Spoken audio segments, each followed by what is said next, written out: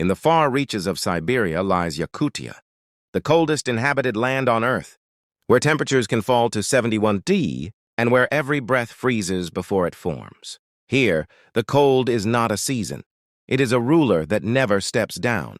Life moves slowly, cautiously, and every action becomes a struggle against an invisible but relentless enemy. Our journey begins before dawn, although in this land, dawn is little more than a softer shade of darkness. Inside a wooden conical tent, a dim oil lamp flickers, its light trembling against the rough wooden walls. Women move quietly, their hands numb yet skilled, feeding the fire with careful pieces of wood. They know that as long as the fire burns, life continues. In Yakutia, warmth is not comfort. It is survival. Outside, the world is silent except for the distant howl of a wolf carried by the icy wind. Two hunters, dressed in heavy reindeer skin coats and traditional Yakut boots, step out into the darkness. Frost immediately clings to their eyelashes as they breathe, each exhale turning to ice. Without any conversation, they move into the vast white wilderness, their footsteps disappearing behind them. Hunting here is not sport. It is a daily fight for the family's survival. Back inside the tent, the children begin to wake. Their small hands are blue with cold, yet their laughter somehow warms the space more than the fire. Before they step outside, their mother rubs melted animal fat on their faces to protect their skin from cracking. Sled dogs bark outside, their fur thick with frost, ready for the new day. The children step into the snow, their breath rising like tiny clouds. And even their games, racing with the dogs, building frozen mounds at our battles against the cold. The women continue their work, softening pine resin over the fire, using it to seal seams in boots and fur clothing. Every stitch, every patch is a barrier between the human body and the deadly cold outside.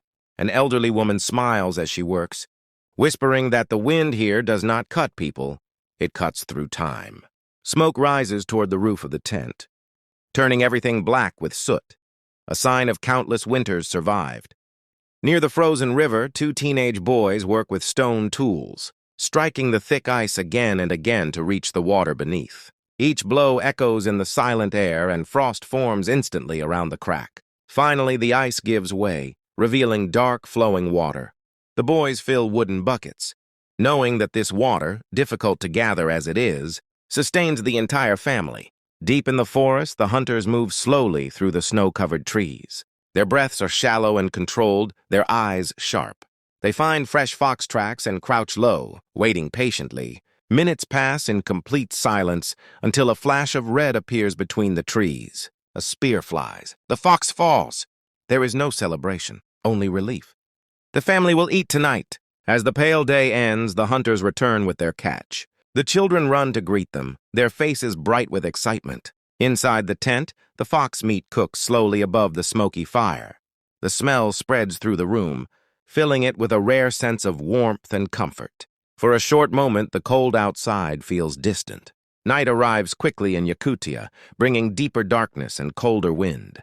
The family gathers close around the fire as the elders share stories of harsher winters and stronger ancestors who survived storms that turned forests into white, empty wastelands. The children listen carefully because these stories are lessons. Lessons in endurance, patience, and courage. The temperature outside continues to fall. 50°C, 45°, 60°. The dogs curl against the snow, and the wind tears at the tent. Inside, the fire flickers weakly, but it still burns. The women add wood one last time before everyone wraps themselves in heavy reindeer hides. Another day ends in the coldest place on Earth. But in Yakutia, a day never truly ends. It simply disappears into the frozen silence.